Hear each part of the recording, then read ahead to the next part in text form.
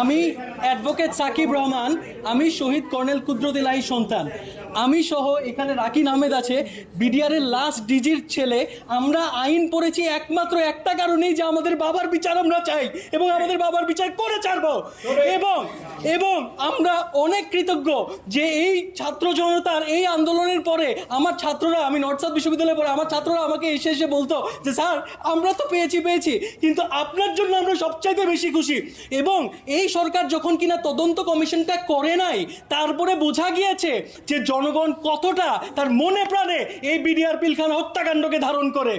এই কারণে আমরা আজকে অভিযোগ দায় করছি এবং আমরা আশাবাদী যে আমরা এর সঠিক বিচার পাবো। আমি রাকিন আহমেদ ভুইয়া, আমি শহীদ জেনারেল শাকিল আহমেদের ছেলে, শহীদ নাজনীন আহমেদের ছেলে।